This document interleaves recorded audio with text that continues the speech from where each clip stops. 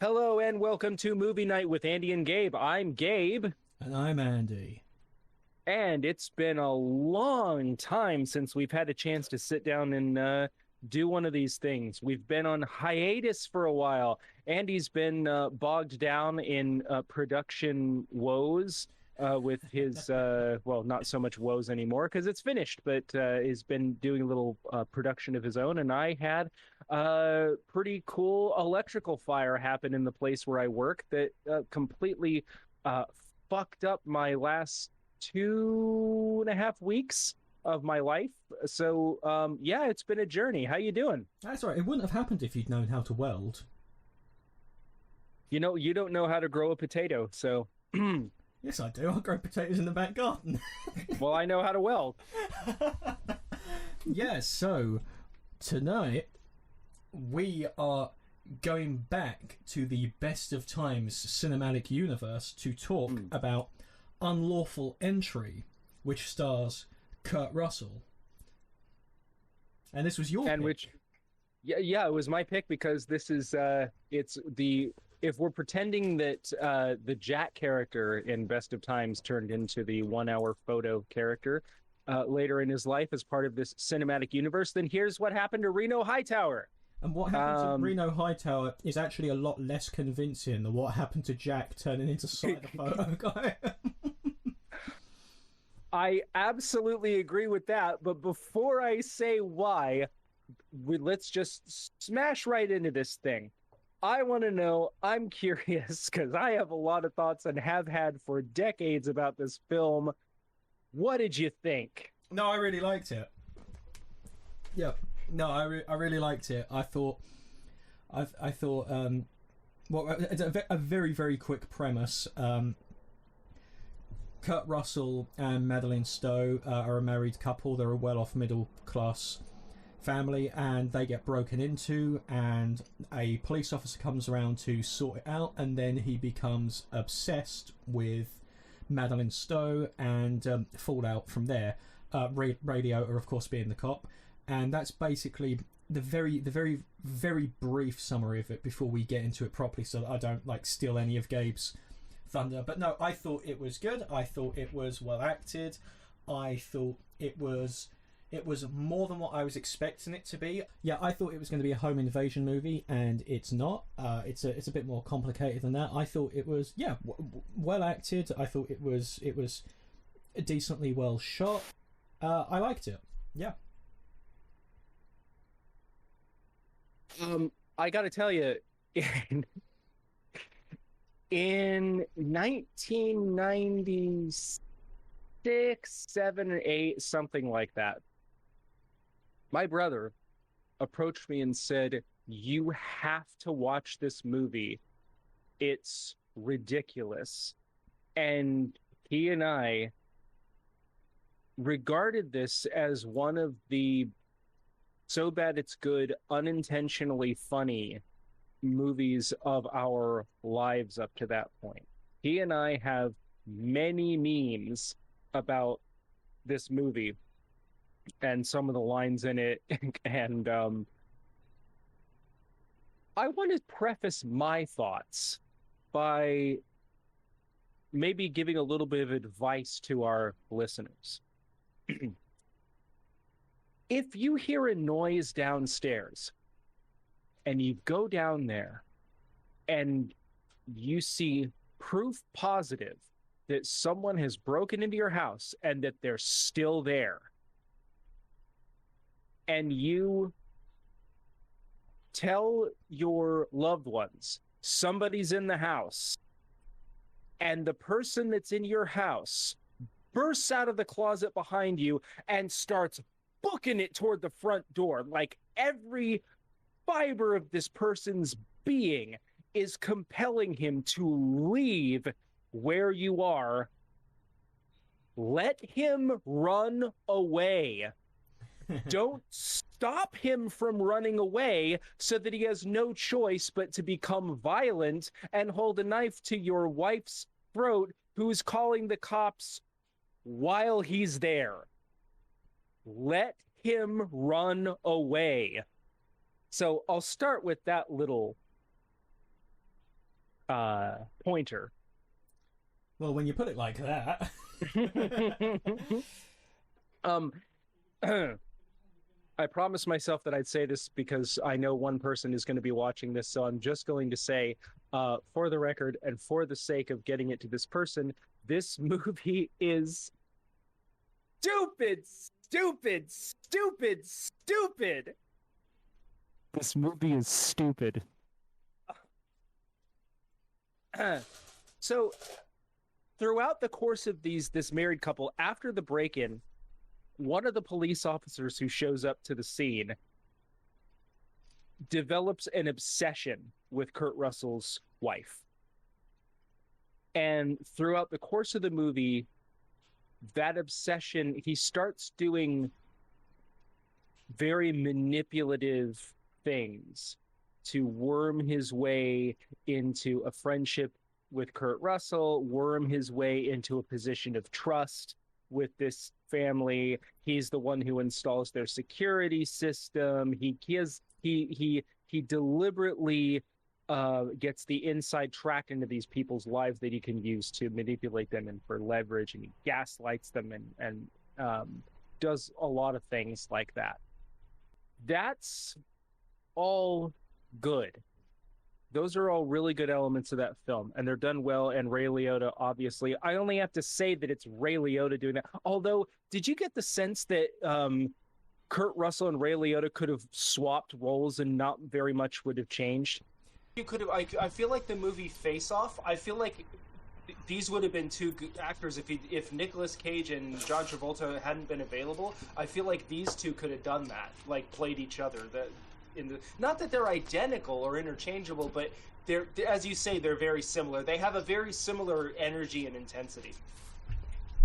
Yeah, and I think I also think I could believe Ray Liotta a little bit more as the middle class Joe than Kurt Russell. Yeah, I agree with that. I don't know how Reno Hightower made all this money, but yeah, well, I think maybe he started doing commercials for his. Based off his sports career. Let me tell you why I think this movie was stupid. Well, first of all, there are several lines. Well, one of the so bad it's good, funny moments that Dan and I always honed in on was there's a scene where, big spoilers by the way if anybody's going to watch this, but there's a scene where his partner comes to him at one point and says, "Hey, you're obsessed with this woman, you're delusional, this isn't going to happen, you either go see a psychiatrist or I'm going to tell the higher-ups what you're doing." And so Ray Liotta's character murders his partner later. He sets it up. They're doing this bust of this criminal guy that's well known, and Ray Liotta shoots his partner and makes it look like the criminal guy shot him. And while his partners, what his partner said to him when he said, "Go get checked out, or I'm going to have you or I'm going to turn you in," was, "Do that, or I'm going to go upstairs and tell the Sarge or whatever." So, turning his words back on him as his partner is dying, Ray Liotta leans into him and says, "You're not going to go upstairs and talk to anyone," which is a very specific set of things to say, and it sounds really awkward. And Dan and I always found that really funny, and we say that to each other to this day. The problem with this movie wasn't the core idea that I think you very accurately captured. It wasn't the performances, it wasn't the execution, because unlike 1 Hour Photo, this is when we were talking about 1 Hour Photo, this is what I meant when I said this is how you build a character that you're this was exactly what you were basically saying, though. What you said at the start of this out with you have a position of trust, and you start out and they get more and more, and they can gaslight you. So yeah, exactly. So that's all fine. Here's the problem. Ray Liotta's character, you have to ask yourself, why is he like this? why does he want, not why does he want the wife, because that's pretty clear. Who knows why an obsessed person has an obsession with anybody? Who knows why madmen do what they do? Exactly. So, but and it's clear too. Like he gets a little bit of this throughout the film, where you get the sense that he joined the force. He can't have a normal life. He wants the life that Kurt Russell has because he can't have it because of what he's seen. He's damaged, and he can't have a normal thing like that. So that's what he wants. But the movie doesn't make that clear enough. And what I mean is, this movie deals with police corruption, police brutality. It also deals with police trauma, and it deals with the trauma that police officers have to see every day in their job and how it affects their lives. But it doesn't say anything about it, because at the end of the day, Ray Liotta's doing this because he's just weird, because he's just a movie villain. And let me give you a pitch for a movie.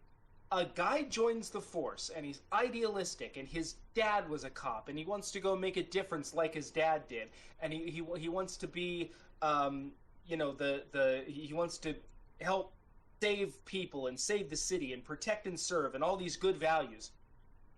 And he gets on the force, and he sees horror and the dregs of society, and then he also sees his own partners, his own comrades doing horrible shit to people because of the trauma that they experience.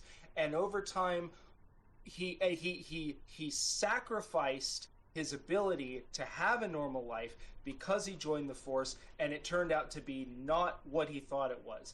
And all he wants in the world is to have a do-over, and instead of joining the force, to just have a normal, simple life. And then he meets this family, and then it's all tied together, and then all of those themes work together. As it is in this movie, for example, when he kills his partner, why is he capable of doing that? He doesn't have animosity for it.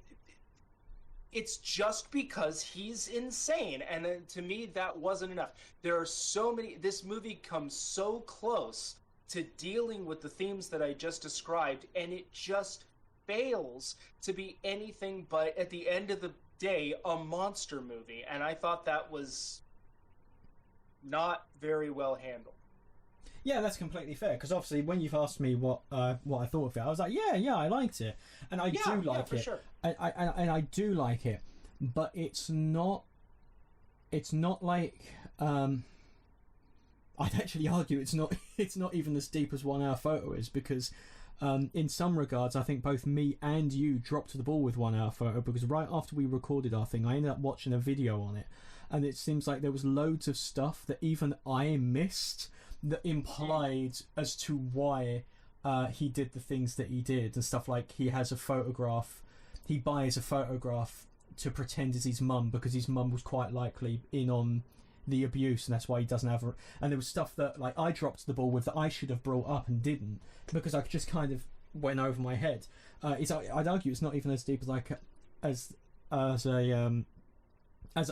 Hour Photo, but it's not very deep at all. Yeah, but I like it as a very simple and fairly engaging, like, 90s thriller. It might be an 80s movie maybe, but like no, it's 90s. It's 90s. Oh, so I liked it for what it was, as like a mid-budget mid-budget thriller. And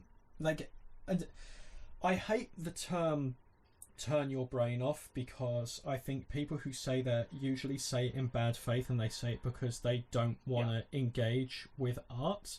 I fully agree with you there. Yeah. But basically, how I felt about this was what I call fun, like simple fun. Like Joe Rohde, I think is his name, who designed a lot of the rides at Disney World. He said, whenever I design a ride, someone always says to me, why can't it just be fun? And my answer is, because fun is cheap. He goes, lots of things are fun, but you want something to be fun but also have a meaningful experience with it. Like Mad Max Fury Road, it's fun, but I had a meaningful experience with it. A film like this, it was just fun. You know, it was. Yeah. And I thought it was. I thought it was for the most part kind of tense. It wasn't a real like chiller, but I liked it for what it was, as like a fairly entertaining kind of, I guess, middle of the pack kind of film. A sort of film that I think I miss now, because we don't actually even get many unlawful entries. Yeah, no, we don't. We don't get very many kinds of movies at all. Yeah, absolutely. Yeah. But I appreciated it for what it was. Like, yeah. But I fully agree with you. It's not like a deep character study that could have made this better. I think it runs off of the logic, basically, that in most societies, a police officer is someone in a position of trust. Especially if you're well-off middle-class Americans, why would you ever doubt a police officer? Right. And that's kind of what it goes with, is that no one really believes that Ray Liotta could be doing any dangerous stuff, because, well, he's a local cop. Like, come on, yeah. It's Officer Ray Liotta. Like, he's always been here. What are you talking about? Kind of thing. Yeah. Yeah, of course.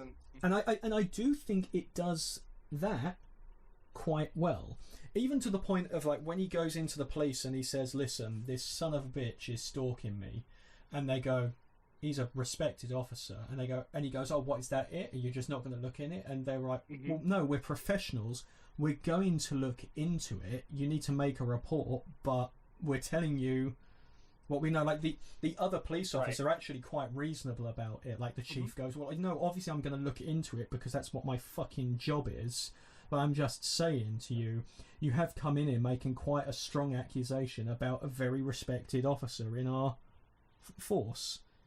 Yeah. So forgive me for being skeptical," kind of thing. Yeah. No, that was good. And I don't want to give the impression that I thought the movie was bad, or that there weren't good elements in it, or that it didn't in some way comment on the things that I said that it should have. It just didn't do it as well as it should have, and that left me feeling a little disappointed. But no, that part, exactly what you're describing, where he has to make the report and stuff, that was all really good. Yeah, I mean, it's not training day, is it? No, well, even training, I gotta tell you, like, well, eventually I'm gonna pick The Crush as the movie that we're going to talk about, because there's something about these kinds of movies that I find intrinsically funny. And I think I said that last time. But there's something about these kinds of movies, you know what I mean, where there's a Ray Liotta type character, there's somebody gaslighting and manipulation, and that kind of psychological thriller character that I just find, at some stage, people have to be blind idiots in an unrealistic way. Not even in a bad way, but just in a movie kind of way. There's something very movie logic about these things that I find entertaining. The suspense and the tensity and that sort of thing was all fine in the movie. There were even some really the scene where he goes on the ride along. Yeah. By the way, can I just say, ride-alongs are a fundamentally fucking stupid concept. I don't get it. We don't do them here.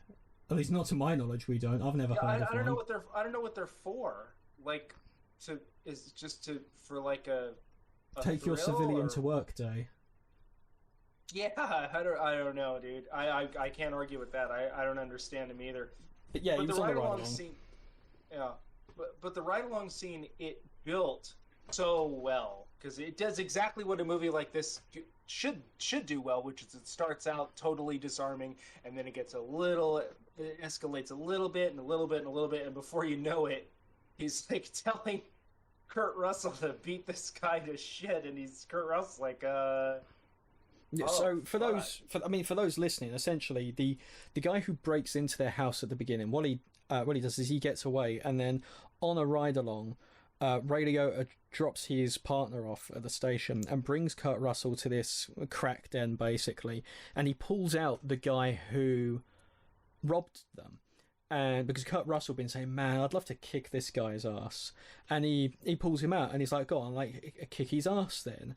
And Kurt Russell was basically like, well, at the end of the day, you've caught him.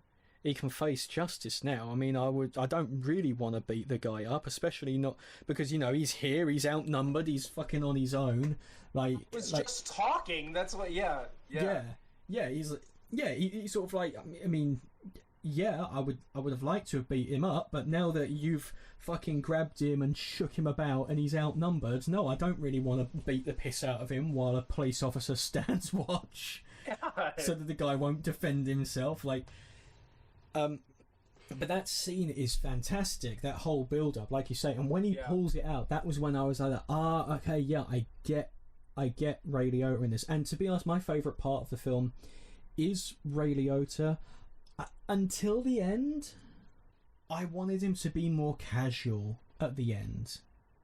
I wanted him to be a lot more casual. Like, he basically does what the Kingpin does in the Daredevil comics, where he uses his authority to, like, close a bank account here, fucking slap a vice grip. What are they called? Boot. Yeah, he fucks up his car tires, stuff like that. Yeah. He uses the system to fuck with Kurt Russell. Yeah, and then he plants drugs on him, and he puts him in jail. And then he goes to the wife. But the problem is when he goes to the wife and he's basically trying to just like coerce the wife into a relationship with him, and she's playing along with it, and she's like, I just got to ride this out until help comes. So she's like kind of doing her best to act like she's into him, and she's clearly not. And at that point, it felt to me he had become a cartoon villain because she was clearly not into him. Yeah, and he did at the end. Yeah. When she goes to get the cat, and that was her trying to make an escape. She goes, I don't like leaving the cat out at night, and he's like, okay, go get the cat. And when she finds the cat and she picks him up, and he turns around the corner and he's really stiff, and he is like, are you okay? I'm doing the serious psychopath line. Yeah. When what I wanted him to do was sort of come out, you know, still having the knife in his hand, and just be like, oh, was he in the house? Oh, and then she's like, yeah, he was inside. And then for him to I wanted him to be like casually going about the house like he owns it and like it was his wife there, and he's just like, oh, is he inside the whole time? Kind of thing. I wanted him to be casual, and I wanted him to behave like he did when he meets them at the beginning of the film. Yes. And he doesn't. Yeah. He turns into just like a generic creep. And I imagine that was the direction, not necessarily Ray Liotta as an actor. I imagine that's probably how he was directed to do it. But I felt that was a shame, because I thought if he had kept that casual energy up, I think he would have been a lot more memorable of a villain. I absolutely agree with that, and they went with the fireworks approach, where at the end of the fireworks display you just shoot everything off. They just make him as just crazy and outlandish as possible, and I have to say that turn for the worse in the way that character was portrayed was really exemplified as another line that stood out to Dan and I when he's talking to Kurt Russell in his jail cell about how he's going to have all kinds of fun with his wife and there's nothing he can do to stop him. And he's talking about the wife and he goes, she's all alone now, Mikey. Not for long. It's like, what? Did you turn into a 5-year-old? What happened? What? That was What's in the Box before What's in the Box was cool. Like, what was that? What was up with his delivery of that line? Yeah, and it it's all almost kind like of goes like the downhill writers from there. the writers don't quite trust you to pick up on the subtleties. Yeah, no shit. Like, it's, I don't know. Oh, I think that was something dumb. with this era as well, because I think we've probably said before that the 80s, especially in mainstream movies, and I think it's true of the 90s as well. The 80s and 90s mainstream cinema didn't do subtlety well, even compared to today. Because say like a mid-budget thriller today would be a movie like Nightcrawler, and there's a lot of subtlety there, and the author trusts you to pick up on things. But movies of this time period, didn't really do that. Art house films obviously did. You know, you had like Tarkovsky and people like that, but this type of movie for the time, I guess, like when we were talking about the Best of Times, the original installment in the Best of Times cinematic universe, it was like, yeah, but this was the 80s, baby, so he caught the ball. Yeah, that's right. And in the 90s, everything had to be extreme and that kind of thing. So everything was, dialed up to 11 and all that. Yeah, so there's... And I think it's a shame, because I think that subtlety would have gone a long way with this. Mm-hmm. Oh, yeah, for sure. Well, especially when you've got Ray Liotta as your villain. Yeah, you would think that would open it up for a lot of real subtlety. He's good, and there was some of that in the movie. He did that. The scene. Okay, the scene where he crashes their opening night at the nightclub. You know what I'm talking about? Yes. When Kurt Russell tells him, "Fuck you. Let me say this clearly. Go fuck yourself. Get out of my life. Get out of here. You're not welcome." After Kurt Russell kicks him out, it shows Kurt Russell at his fancy party for a little bit longer, and then it cuts to Ray Liotta having to sit in a basically empty dump of a burger joint, just fuming about it. That was really good. That's subtle. That's giving us a look at the juxtaposition of and he's mad. He's mad about it. You get how that impacted him and how he feels slighted by that. That was really good. So his partner lives in a tiny little house. His partner almost looked like a hotel room. Yes, like a motel. Yeah, exactly. So they did some of that, but it's it's so close to being correct, but it just doesn't get where I think it could have gone. And I think that's maybe what you're trying to say too, is that if it had had more of that, less of the 90s extremeness and more of that it would have been a lot better. I'm going to go a little bit further with what I said about Kurt Russell earlier. I understand that this being an installment in the Best of Time cinematic universe, they had to have Kurt Russell in it. Of course. I think this would have been better with Michael Douglas. Because he's supposed to be like a middle class kind of, just like a white collar businessman. He runs clubs and things like that. Like he's a white collar guy. And Kurt Russell really has this blue collar Joe aesthetic to him and energy to him. And it's not that Kurt Russell doesn't have range. I'm not saying that. But what I am saying is that Kurt Russell looked like he could kick Ray Liotta's ass. Yeah. And to be fair, when they have a fight, when they finally fight in the house, and let's be real here, this was a fight. This wasn't some like choreographed dance routine where they're like they're pulling off slick punches. This was a fight. They were just dragging each other around the kitchen, smacking each other's head into windows. It was a little bit annoying when Kurt Russell smashed Ray Liotta's head through a window, because at that point in real life, Ray Liotta's dead. he's dead. Glass would have gone into his neck. He's dead. Yeah, but yes, and when he hits Kurt Russell with the frying pan, Kurt Russell would have been dead too. He would have been seriously hurt. But I think that Kurt Russell doesn't genuinely seem like an underdog against Ray Liotta. He looks, he sounds, and he acts like he could go toe-to-toe with him. And he does. And I think if they'd had someone like Michael Douglas, just as an example, or like Jeff Goldblum, someone with a more quiet, nervous energy, someone who doesn't seem like he's ever spent a day in a boxing club,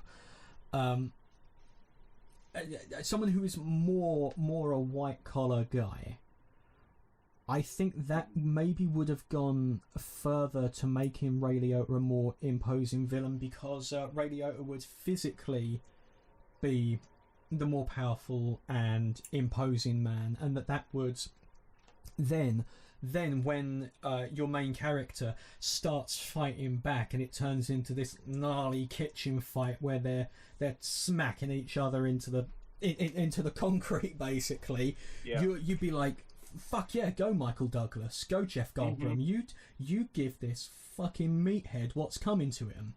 Right. Did you get what I mean? I think I absolutely, yeah, and actually Michael Douglas would have fit perfectly. Don't get me wrong. Yeah. Kurt Russell is good in this, and I don't think he was miscast, but I don't think it's the casting decision that I would have made personally. But I could also see this being as something like maybe it was sold on his name. I don't know. Maybe. Yeah, I don't know either. That's possible. But yeah, I take your point. I think you're absolutely right about that. Contrary to what I said at the beginning, my obligatory "this movie is stupid." It wasn't all entirely stupid. There was a lot of that '90s hokiness, as you say. Yeah, I mean, here's what I didn't quite get. I didn't understand. I only saw this film once, and it was a couple days ago. Maybe it's something obvious. I didn't understand why Ray Liotta installed their security system.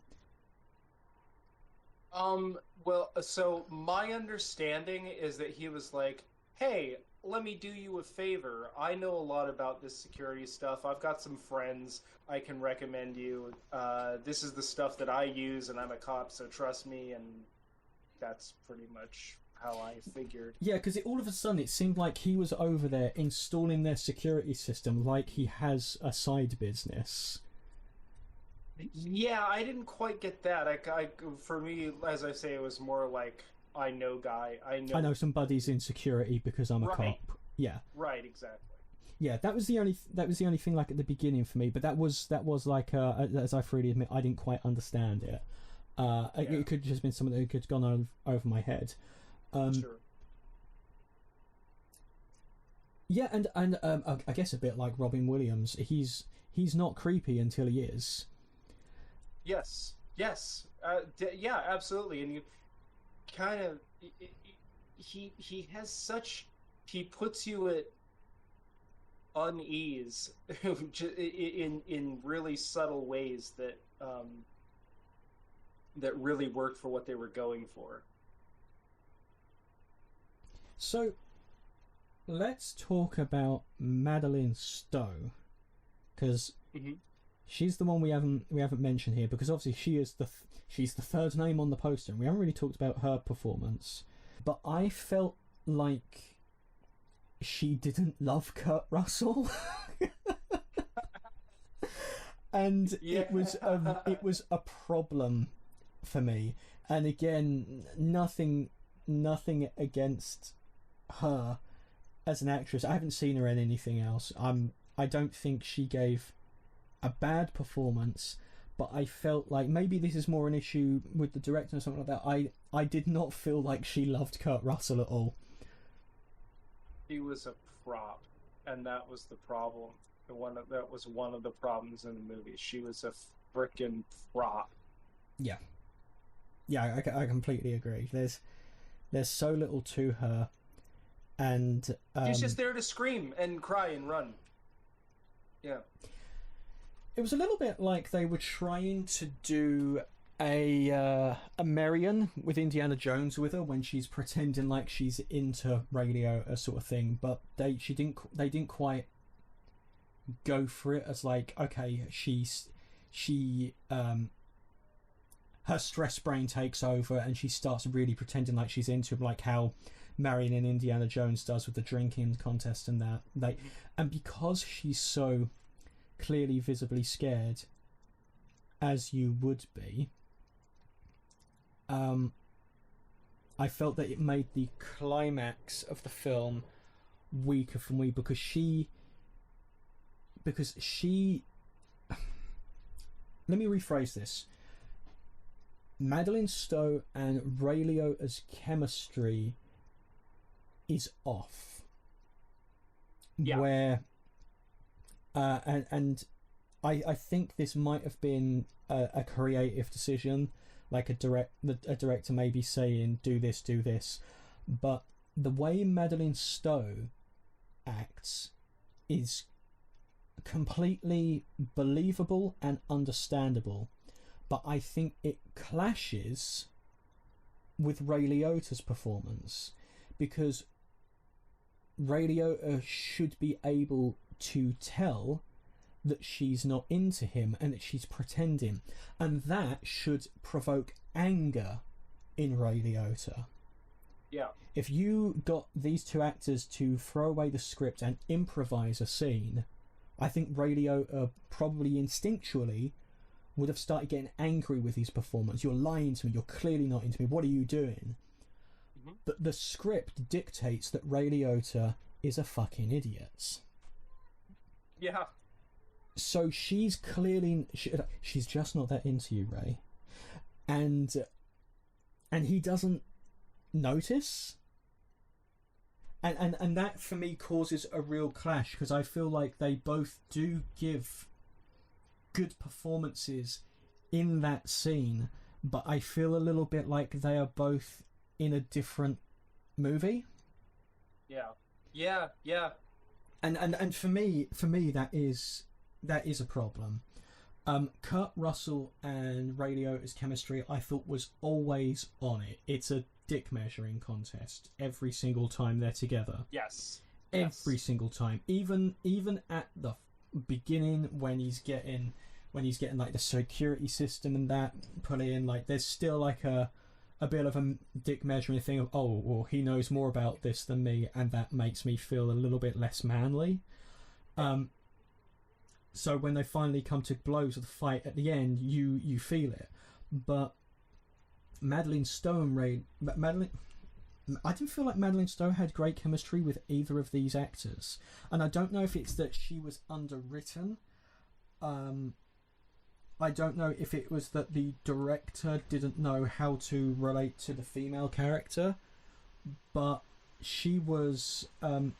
it felt like she did not love Kurt Russell at all. A lot of her scenes with Ray Liotta, they start off fine until he starts to get creepy, and then there's something off in their relationship on screen.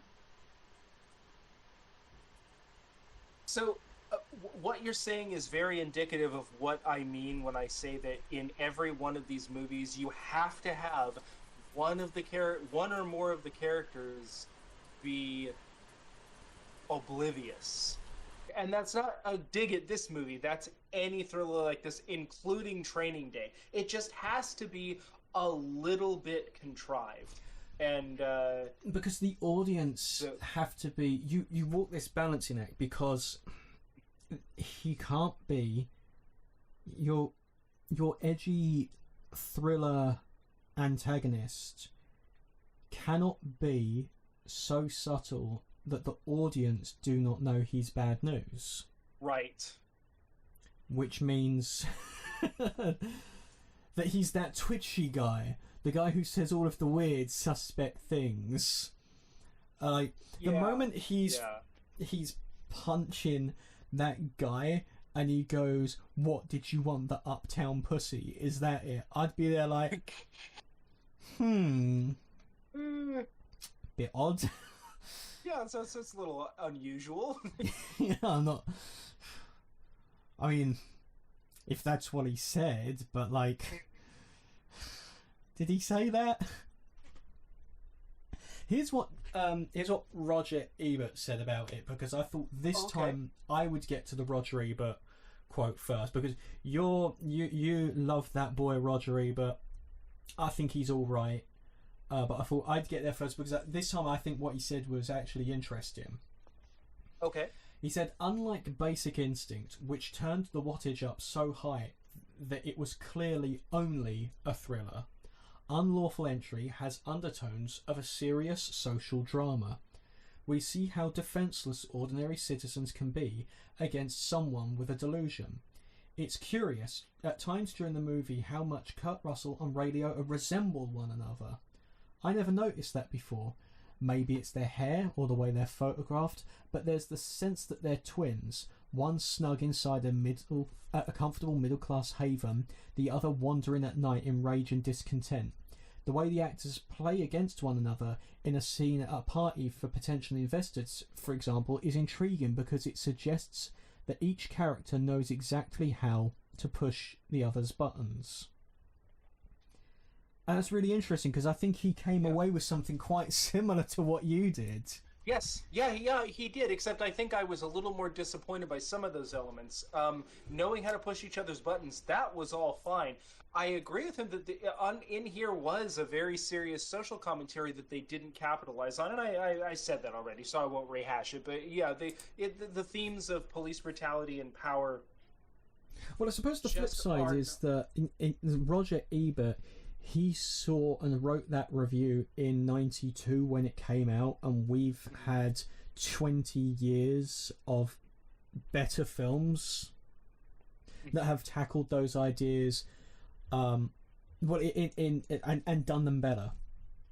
And not to be too mean to this film, because I do like it, but I have done them better. For its time, maybe that was the most cutting edge look at that stuff. Because you know what, there's a fair point there to what you're saying. Because in 1992, that may have been the first that anybody ever saw of police brutality and police corruption being portrayed, and that would have been an important look. Even as limited as it was for the time. Yeah, that's a fair point. You know what I don't like? This might be a little bit of a tangent. Something I didn't appreciate, which is not a dig at this movie specifically. All movies did this, and still can to this day.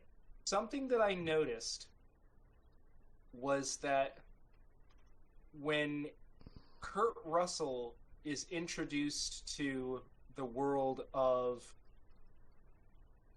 frightening, unjust imprisonment. He's sent to jail. He's a middle-class guy. He's not used to being in that environment. The environment is really scary. And the way that they chose, at least as far as I could see, the way that they chose to let the audience know that he was in a dangerous environment was to have him sit next to black people. Yeah, that makes sense. That's literally how they chose to tell the audience that he was in a dangerous place, is that he was sitting next to black people. They weren't even doing anything. And all the people that he passes when he's going into jail are people of color, and I'm not trying to sound like one of those people. I'm just saying I noticed that. They used it as shorthand for danger. Yeah, they absolutely did, and I noticed that, and I didn't appreciate it. And I'm glad that we're having a wider societal conversation about not doing shit like that, because that bothered me a little. Well, because you can make the argument that the film has an element of classism to it as well. Outside I think it does. Yeah, and that is like you say, when you said about like having him next to black people and using that to signify danger, and that lots of films do that. Equally, that comes into the kind of the general thing of classism, that black people are generally in the poorer economic classes Yep. in America, and the movies always like to show, especially movies pre 2000, I'm going to say as my arbitrary cut-off point, but not only Unlawful Entry, but say like Halloween, Yeah. like Nightmare on Elm Street, all sorts of films. They present middle class suburbia, and the danger comes from poor people infiltrating wealthy, comfortable suburbia, because the implication with the cops is that they don't have very much money, that Ray Liotta doesn't have very much money. That the person that robbed them was fucking hiding in a crack house. They show actually, to invoke Nightcrawler, the film I mentioned earlier. Nightcrawler is about a Nightcrawler, which is a man who goes out and records footage of accidents as they're happening, car wrecks and things like that, and sells it to newspapers. It's not newspapers, news stations for broadcast. And they say in that movie, what we want is danger creeping into middle class suburbs. That's what sells. And that's Right. what movies do. That our protagonists in this are well off, and we kind of view them like that American dream thing. They're well off. They've got a nice house with a pool. They've got this massive security system. They are doing fine for themselves, and then the poor creep in. And Yeah. and I don't think there is anything about that is overtly insidious, but it is a thing that you see in a lot of horror films and a lot of thriller films. It's not very often you see horror and thriller, certainly not from this era, that focuses on working class everyday people. It's always someone who can afford the pool. Yeah, which portrays which portrays the possession of wealth as being a moral a status that you're a sign that you're a moral. It moralizes money, basically. Well, let me say too, because you mentioned something, and very few people watch or listen to this, but to those who do, it's very common when we have these kinds of conversations for somebody. When we talk about race and class in these contexts of art, it's very common that somebody will say, like, will accuse you of either class reductionism or race reductionism. They're inseparable. So you can't do one or the other. They are inextricably linked to each other. So lest any of those accusations be attempted to be made, they both operate jointly. So I don't think the film is classist. I certainly don't think the film is intentionally bigoted, because after all, you know, the good cop in the film is a black guy. I don't think the film's got any prejudice about people, but you know, these things can creep in.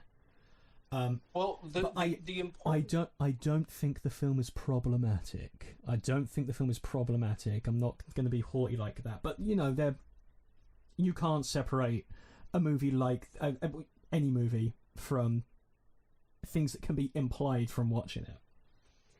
So what I would say to that is, when I saw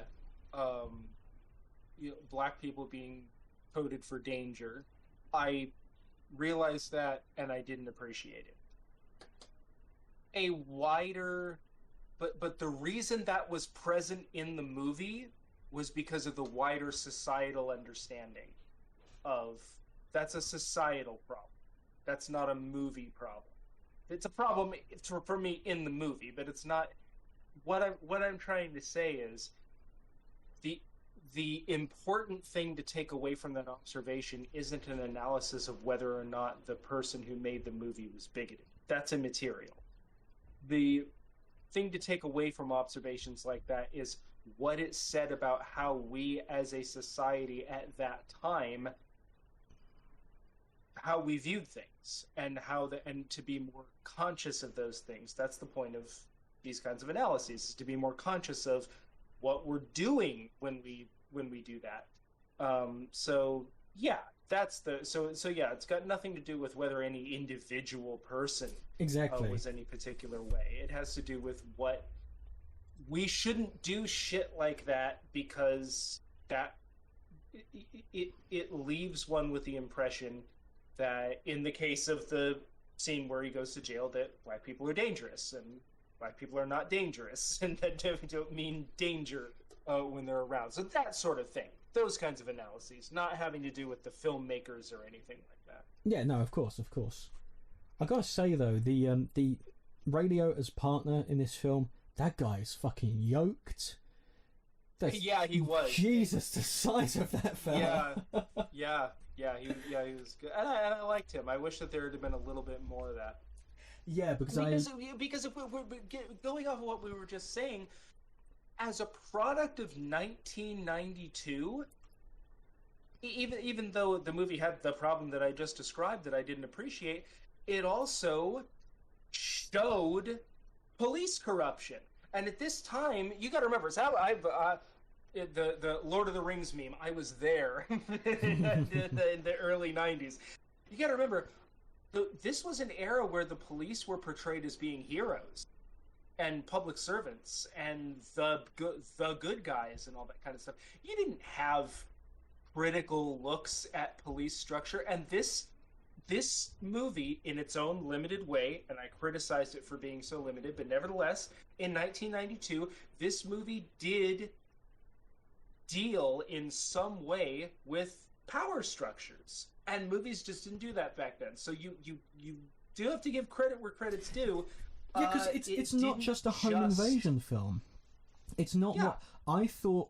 I thought it was going to be like the very first Purge film, but with a cop. That's what I was expecting. I thought it was going to be something like that. I didn't expect to see him using his power and authority to mess about with bank cards, get his tires clamped. That was what I was trying to say earlier. You get a tire clamp, gaslight the guy and fuck with him. $600 of parking tickets that didn't exist, things like that. I wasn't expecting that, but it does kind of deal with how he could use his influence to mess with you. Power and public trust. Yeah.